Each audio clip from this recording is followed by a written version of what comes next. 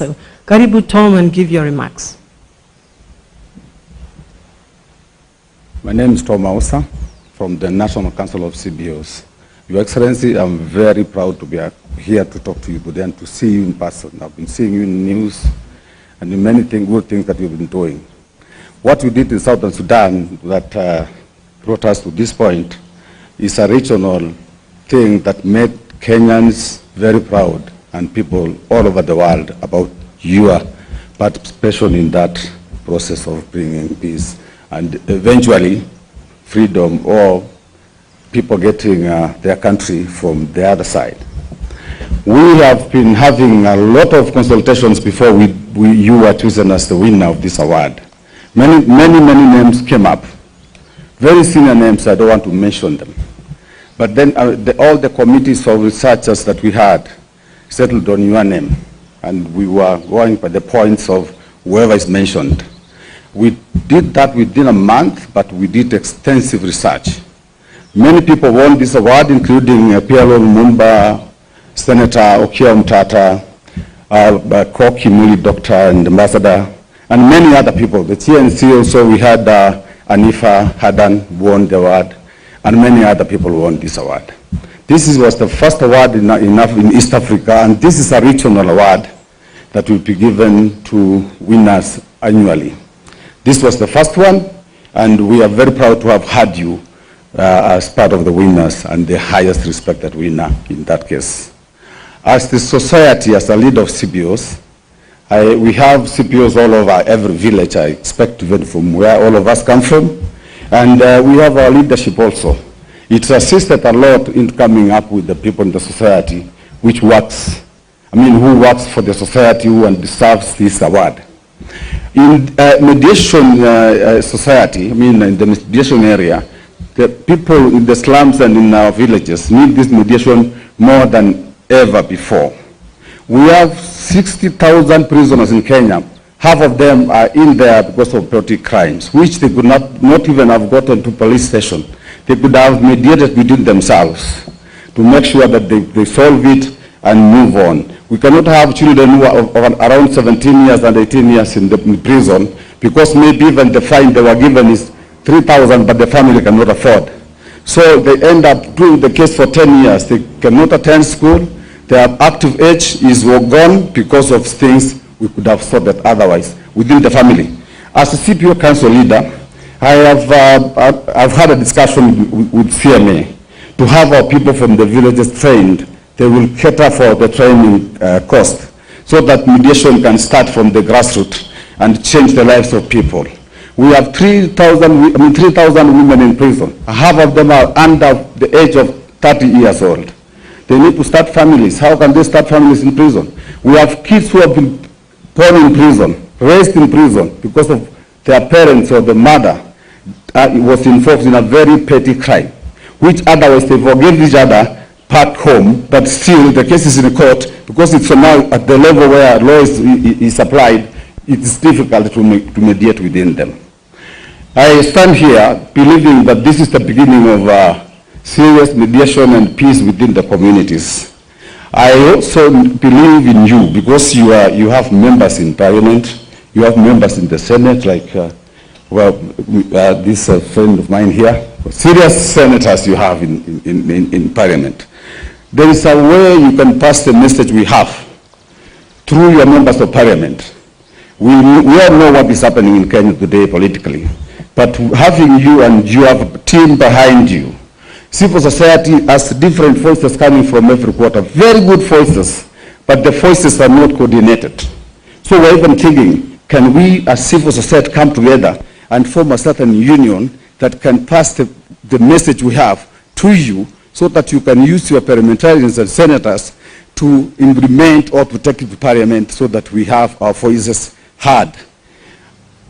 Approaching individual members of Parliament becomes very difficult. We have a few options. One of it is to come up with a shadow cabinet of civil society. That does not stop you from having you as an opposition leader. But ours is to consolidate the good voices of the TNCs, the other civil society leaders, so that we give to you as a document that can be discussed at a level where decisions are made. I hope with those few remarks, I want to thank you so much for creating time to come and receive this award. And I would invite my partner, senior partner of CMA, Evelyn Wright, to come with the award so that we can award His Excellency.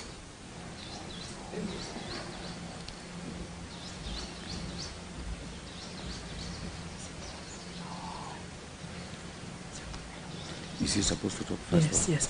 Your Excellency, I would kindly request you join us to receive this award. Thank you. Looks very, very nice. Yeah. Okay, where do I? Yeah. Stand there. You have to be in the middle. I'll be in the middle. Yes. Okay. Okay. Oh. Here. Okay. I think the wires are everywhere.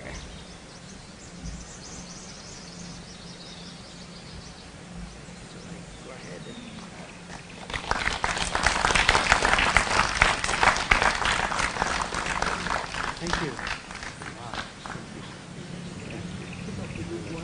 Thank you. You can say a word or two.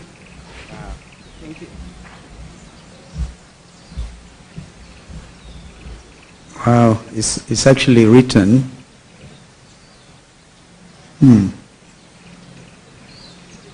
Regional conflict mediator. And my name. It's actually 5 stars. 5 stars. Well, ladies and gentlemen, and Madam Evelyn Bright, I like the name. Yeah, and then Bwana Ausa.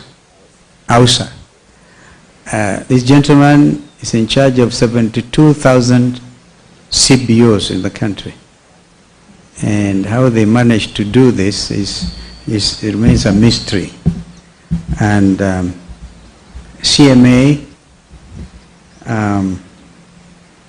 it's amazing that you're doing this for the first time. We congratulate you. And I also want to congratulate my fellow awardees in the various categories. And I'm sure that I would have loved to join them at the Serena, but there was a bit of a mix-up. We were ready to go to Radisson Blue, then it was changed to Serena.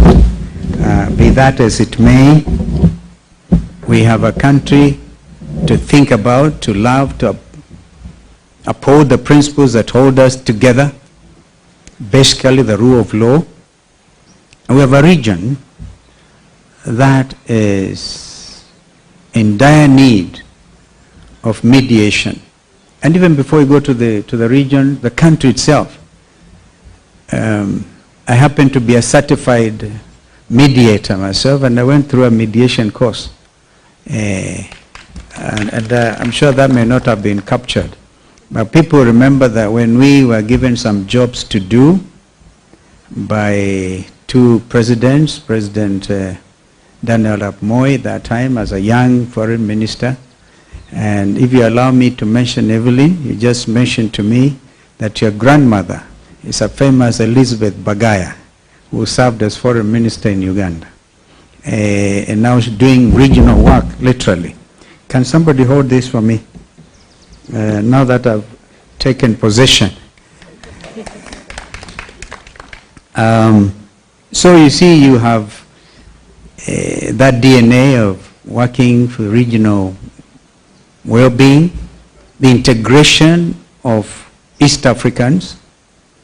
I gather from Evelyn that the next stop will be Dar es Salaam in February, and I will want to bring on board people like my friend Jakaya Kikwete and others. And I remember that Kenyans and East Africans will have forgotten that I was actually given the responsibility by Bayao, believe it or not, by 3 presidents, President Yoweri Museveni, President Moi, and President Ali Hassan Mwinyi, to jumpstart the East African community. That time it was just cooperation. And I was the first chair of that ministerial tripartite commission. My colleagues were at that time, Foreign Minister of Tanzania was Regasira. Kikwete had not even been appointed foreign minister. And Rugunda, who later became Prime Minister of Uganda, was also the foreign minister of Uganda. We worked with speed because we recognize East Africans made a terrible mistake when the East African community collapsed in 1977. Again, unknown to Kenyans and East Africans, she told the police to their face. And even as we speak, those issues have not been sorted. We heard from this administration of William Ruto that they were going to compensate the youths who lost their lives. The families are still waiting. No compensation, no talk even, no indication whatsoever that you are willing to talk to these parents. Well, I think it is important. Justice demands that we don't make promises that we can't keep or we don't intend to keep. They just wanted an escape route, which they got. Some of us afforded them an escape route, and then they got all of it. And in fact, some of us who belong to the Azimio family are benefiting from the blood and the sweat of the many Kenyans who came to the streets, and the whole world stood still and took notice of the Gen Z revolt and movement. In the book of Ephesians, where the Bible tells us, live in you, live peaceably with all men. Leaders, we will be there looking for votes and calling each other names. But remember, we have a country. We are all, at the end of the day, Kenyans, East Africans, and members of the world community.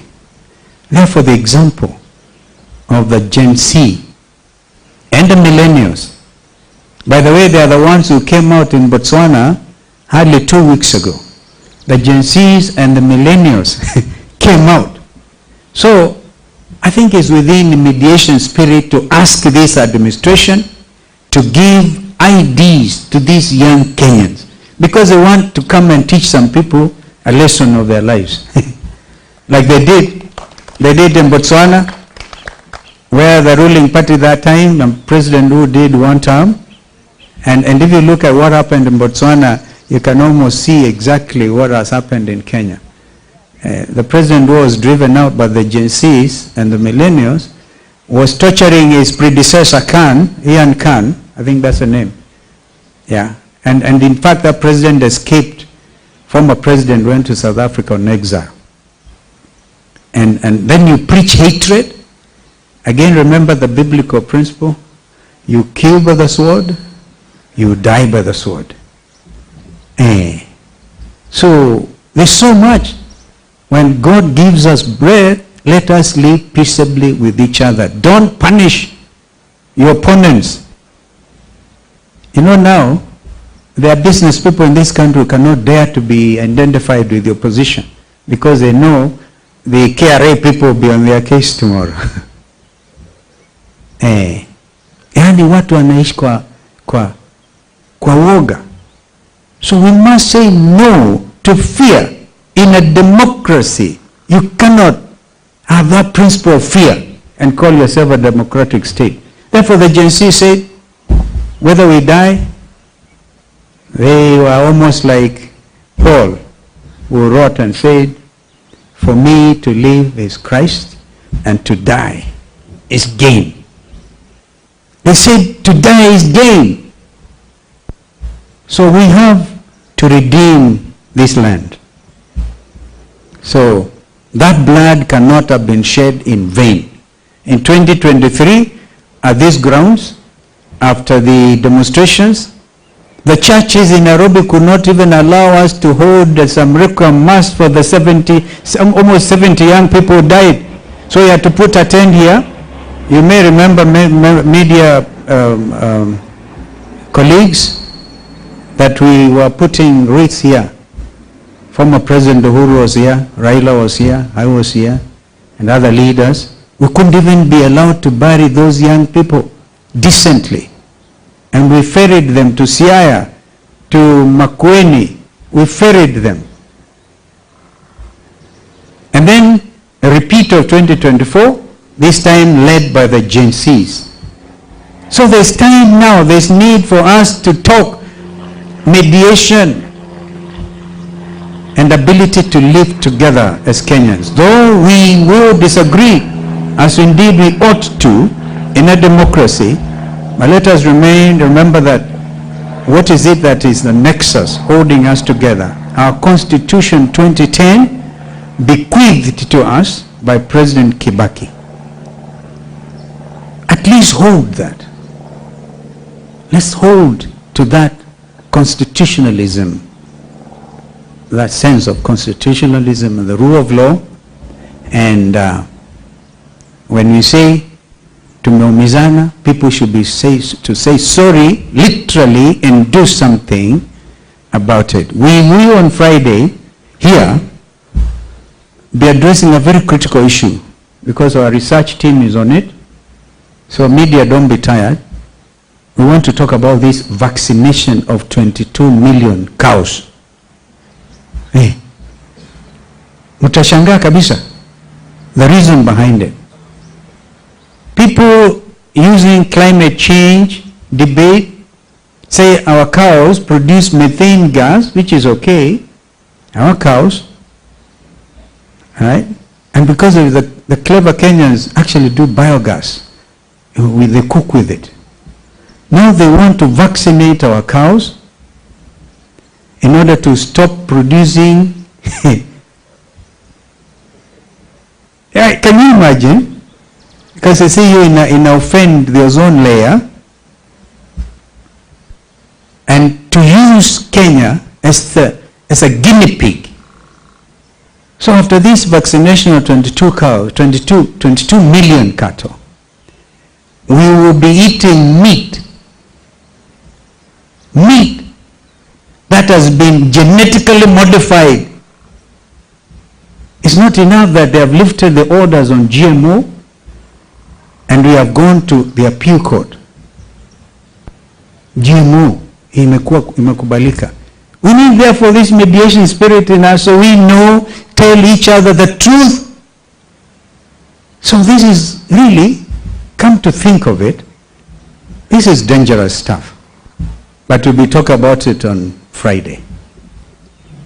When Jeremiah Kioni kept on talking about this over the weekend, I was wondering, what is Kioni talking about? Until the reality has hit me. So, we will say a polite and firm no to some of these machinations. And we'll ask our people. By saying no, you're not saying you don't belong to Kenya, you want to immigrate. No, this is the only land. This is our land. Yeah. In the book of Isaiah, Kenyans have tried to identify where Kenya is. The land beyond the rivers of Ethiopia. So this land is important. Kwa hivyo mimi nawashukuru sana. I don't know whether it will be in order for me to ask one or two of my colleagues. Yeah, Paloma. We take a picture first. We face that way. So you want us to turn the chairs?